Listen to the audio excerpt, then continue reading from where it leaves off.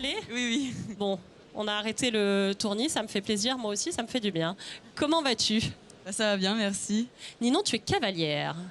Oui, c'est ça, depuis petite. Quel âge tu as aujourd'hui? J'ai 19 ans. Ok. Et où est-ce que tu fais du cheval? Comment tu pratiques au quotidien? Je fais du cheval dans une écurie qui s'appelle le Haras de la Forêt. Ouais. C'est à Seine-Port, dans le 77, en Seine-et-Marne. Et du coup, j'en fais à peu près 5 fois par semaine. Ok, oui. Voilà, avec mon cheval et ma coach qui s'appelle Virginie Esquerdo. Voilà. Tu fais ça depuis que tu le disais, depuis que tu es toute petite. Elle vient d'où cette passion? C'est familial ou c'est juste toi? Non, c'est familial. Ma Ok. maman en faisait aussi depuis petite. Et après, ma grande sœur qui s'appelle Léa et qui a 50 plus que moi en a fait aussi. Et du coup, bah, à 2-3 ans, j'étais déjà à cheval sur des poneys à faire des balades. Donc c'est venu assez vite. Donc tout de suite à fond dans la passion des chevaux. Tu es victime d'un accident, Ninon, c'était en 2020, qui t'a fait perdre la vue.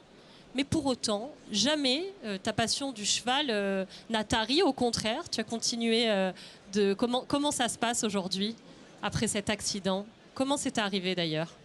C'est arrivé, oui, donc en mi-juin 2020. Et en fait, c'est arrivé au moment où je voulais remettre une protection sur la patte de mon cheval quand il était en liberté.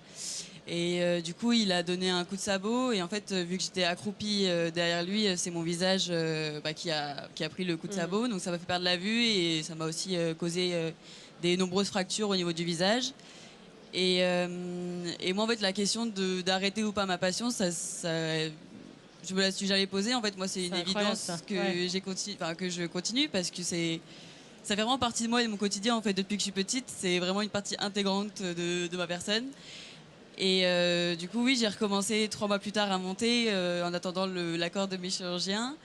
Et j'ai retravaillé, je me suis réadaptée. Et, Tu t'es remise à faire du saut oui, direct, depuis quoi, dans un les an. mois qui ont suivi, ce qui paraît assez fou. Oui, c'est ça. J'ai recommencé à sauter en décembre 2020 et j'ai refait ma première compétition en novembre du coup 2021, donc il y a à peu près un an maintenant. Et voilà, depuis, on travaille, et on progresse et on évolue, donc c'est super.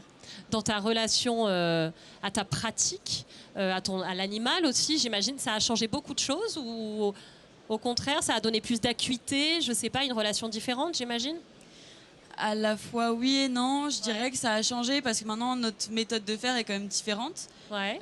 Maintenant, voilà, je vais être guidée à la voix, je vais avoir des crieurs, ma coach, elle va me guider tout au long du parcours, ce qui n'était pas le cas avant.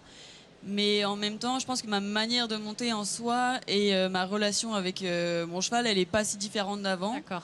Je pense que j'ai toujours la même technique et c'est avant mes relations avec mes chevaux, elle était très forte et je pense que maintenant c'est vrai qu'elle est vraiment unique, mais Ouais. elle est plus forte qu'avant, mais pas fondamentalement différente. Je pense juste qu'elle est plus spéciale, forcément. Bien sûr. Tu as découvert aussi une nouvelle discipline qui s'appelle le paradressage. Qu'est-ce que tu peux nous en parler un petit peu? Comment ça se passe? Oui, alors du coup, le paradressage, c'est la seule discipline en fait qui est accessible en handisport. À la différence du saut d'obstacle, donc la discipline que je fais depuis que je suis toute petite. Et donc du coup, après mon accident, c'est vrai qu'on m'avait parlé du paradressage. Moi, j'étais pas prête je pense, à m'y mettre directement. J'avais besoin déjà de me prouver que je pouvais ressauter. Pour moi, c'était une priorité. Bien sûr. Et c'est vrai qu'avec le temps qui a passé, et puis aussi j'ai pris, je pense, en maturité et du recul par rapport à mon handicap, c'est vrai que voilà, je me suis dit, accompagnée de mes proches, pourquoi pas me lancer aussi dans le paradressage. C'est vrai que c'est une nouvelle opportunité qui s'offre à moi grâce à mon accident et de transformer ça en quelque chose de positif. Je pense que c'est important pour Bien avancer. sûr. J'imagine que tu as été aussi, enfin on le voit, mais que tu as été accompagné, soutenu par tes proches, ta famille. Ils ont jamais eu peur pour toi que tu reprennes aussitôt? Ça peut être des inquiétudes légitimes. Euh, Peur, je pense que mes parents et mes Ouais, grandes ils devaient sœurs, pas être si, un hyper petit sécures. Mais après, ils sont vraiment incroyables. J'ai une famille extraordinaire et des amis extraordinaires qui me soutiennent dans tous mes projets. Ils m'ont soutenu pour le CSO et maintenant ils me soutiennent pour le paradressage. Et c'est vrai qu'on a commencé là en début d'année 2022 et on a commencé à... Voilà, on avance bien. Ouais. Je travaille vraiment mes bases parce que c'est une discipline que je connaissais pas. Et encore une fois, je peux compter sur le soutien de mes proches et le soutien de ma coach et de mon écurie. Donc c'est vrai que d'être bien entouré, je pense, c'est important et c'est mon cas. Et je pense que c'est ce qui fait aussi qu'on avance comme ça au fur et à mesure. Qu'est-ce qui te fait te lever le matin dans ta discipline aujourd'hui? Qu'est-ce qui te motive au quotidien? Je pense que ce qui me motive au quotidien, depuis petite, en fait, c'est déjà l'amour que j'ai pour ce sport et l'amour que j'ai pour mes chevaux. Je pense que c'est vraiment moteur et c'est aussi pour ça que j'ai réussi à me relever après mon accident. Ouais. Et maintenant, bah, voilà, ce qui motive, que ce soit en seul obstacle ou en paradressage, c'est d'aller toujours plus loin et de travailler toujours plus pour réussir à me dépasser et à atteindre mes objectifs. Je pense que c'est ça qui est moteur. Et justement, qu'est-ce que tu prévois pour la suite? Parce que tu m'as l'air quand même assez ambitieuse. Alors pour la suite, premièrement en CSO, de continuer à évoluer dans les épreuves. J'ai pas encore. T'en es où là? C'est quoi ton niveau actuel? Qu'on se fasse une petite idée, même si tout le monde n'est pas très au fait des classements chez les cavaliers, mais. Là actuellement, je fais des épreuves qui font à peu près 1 mètre, des parcours de saut d'obstacle à 1 mètre, et c'est la première épreuve amateur. Voilà, c'est l'amateur 3 à peu près. Bravo. Et du coup, l'idée, ce serait de continuer à évoluer. J'ai pas d'idée précise en termes de hauteur, juste d'aller au mieux que je puisse faire. Et ensuite, en paradressage, déjà, cette année, l'objectif, c'est vraiment de commencer les épreuves en paradressage et de commencer les épreuves dans mon grade. Voilà, de continuer à travailler et commencer vraiment les compétitions. Et forcément, quand on parle de discipline paralympique, le rêve, c'est un jour, c'est d'y participer. Après, pour l'instant, je suis encore très jeune, j'ai du temps devant moi et je viens tout juste de commencer cette discipline. Donc on verra. On va bosser, où ça mène. Oui, mais en tout cas, c'est sûr, c'est un rêve. Est-ce que tu as eu un moment, après l'accident et tout, j'imagine, où tu disais qu'à aucun moment tu t'étais posé la question de continuer à pratiquer. Est-ce qu'il t'a fallu du temps malgré tout pour faire le deuil d'une certaine forme de pratique, celle que tu avais connue jusque-là?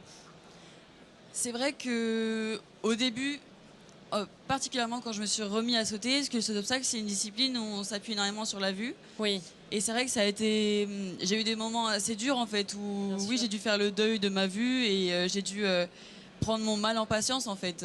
Réapprendre à fonctionner différemment. Oui, j'ai dû prendre le temps de réapprendre et de retravailler et de fonctionner vraiment avec mes sensations, mon ouïe, ce qui est, je pense, un travail qui est long quand on a sauté pendant 10 ans avec la vue. J'imagine, ouais. Et c'est vrai qu'il y a eu des moments durs où j'étais frustrée en fait de... Comment tu faisais dans ces moments-là justement? Qu'est-ce que tu te disais? C'est ta famille qui t'aidait à tenir, les chevaux, ton mental à toi, un peu tout ça? Un peu de tout, je pense, parce que c'est vrai que je suis quelqu'un qui s'agace assez vite en fait quand j'arrive pas à faire quelque chose. Je m'énerve vite contre moi-même. Et je pense que ce qui m'aide à avancer et à me dire que c'est pas grave, je vais y arriver de toute façon, il suffit juste de travailler.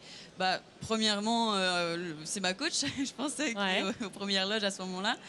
Mon cheval, ma passion pour le sport, et aussi tous mes proches, mes amis, ma famille qui croient en moi et qui me répètent que c'est comme ça, il faut prendre son mal à patience et qu'il faut continuer à travailler. Donc je pense que oui, c'est une osmose en fait entre tous ces éléments-là qui font qu'au bout d'un moment on y arrive et qu'on lâche pas et qu'on travaille. Bravo Ninon, en tout cas, merci beaucoup, vous pouvez l'applaudir. On va suivre de près ce parcours, on va voir si tu travailles assidûment. Bravo à toi, en tout cas c'était un plaisir de te recevoir sur la scène de l'Ampli, c'est très inspirant, je t'en prie. Merci beaucoup de nous avoir accompagnés, d'avoir partagé toute ton expérience, c'était un bonheur de t'avoir avec nous.